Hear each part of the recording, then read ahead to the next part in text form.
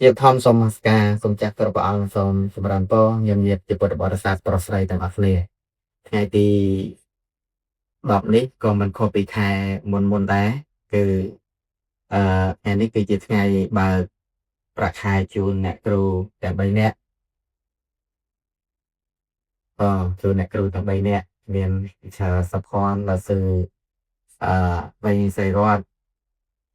លាស៊ឺទៅហើយវៃត្រីរតហើយនឹងវិឆារស្មីថ្ងៃនេះគេទៅធ្វើអនុរិយស្ម័គ្រចិត្តផងដែរនៅថ្ងៃនេះគឺជាថ្ងៃមួយដែលយើងបើកប្រាក់ខែជូនគ្រូបង្រៀននៅទីអារាមវត្តទឹកល្អក់របស់យើងជា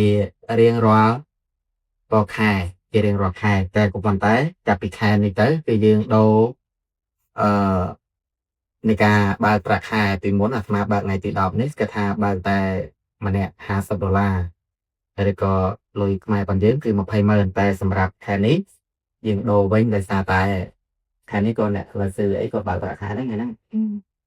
ហើយteacher ពីរនាក់នេះអត់មានប្រាក់ខែបើកក្រៅពីវត្តទេហ្នឹងហើយក៏ដោយសារតែបម្រើការងារនៅក្នុងតែវត្តយើងទេហ្នឹងហើយតែទៀតសុទ្ធតែសិស្សនិស្សិតទាំងអស់អឺថ្ងៃនេះចង់បញ្ជាក់ថា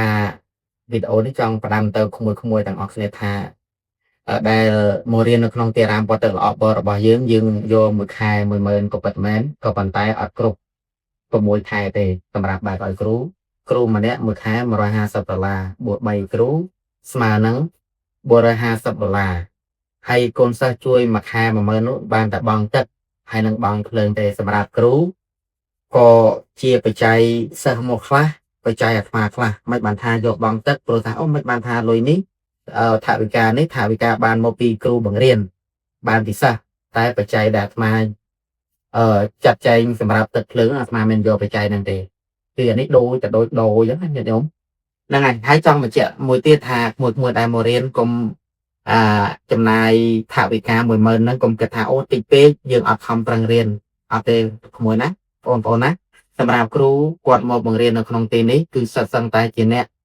ក៏មកបង្រៀនដោយអស់ពីចិត្តអស់ពីថ្លើមមកហើយប្រាក់ខែប៉ុណ្ណេះវាសមរម្យ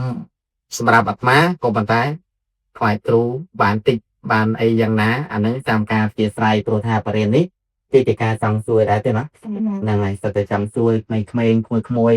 ទាំងអស់គ្នាដែលមករៀននៅក្នុងវត្តអញ្ចឹងហើយក្មួយទាំងអស់គ្នាចុងក្រោយចំណាយ10000ក្នុងមួយខែរបស់ក្មួយនេះធ្វើម៉េចខំប្រឹងរៀនឲ្យយកចំណេះវិជ្ជាពីអ្នកគ្រូឲ្យអស់ណាយកអស់ខំប្រឹងរៀនព្យាយាមកុំឈប់ច្រើនហើយកុំព្យាយាមលេងច្រើនយើងឲ្យតម្លៃ10000របស់យើងនោះរបស់ឪពុកម្ដាយរបស់យើងព្រោះពួកយើងក្មួយទាំងអស់គ្នានេះសិតតែមិនទាន់រកប្រាក់ខែបានទេសិតតែចាយលុយម៉ាក់ចាយលុយប៉ាទាំងអស់អញ្ចឹងហើយលុយផាន់គាត់10000នោះសម្រាប់យើងទីស្រុកជនបទស្រុកស្រែចម្ការនេះវាមានតម្លៃណាស់ហើយសិតតែចេញពីញើសពីឈាមរបស់ឪពុកម្ដាយរបស់យើងយ៉ាងក្មួយទាំងអស់គ្នា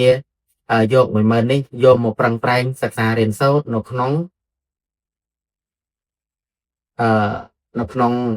ពេលវេលាដែលក្មួយកំពុងតែសិក្សារៀនសូត្រនេះណាហ្នឹងហើយអញ្ចឹងអានេះអត់មានអីក្រៅពីហ្នឹងទេក៏ចង់បញ្ជាក់ប៉ុណ្ណឹងគឺជូនថវិកា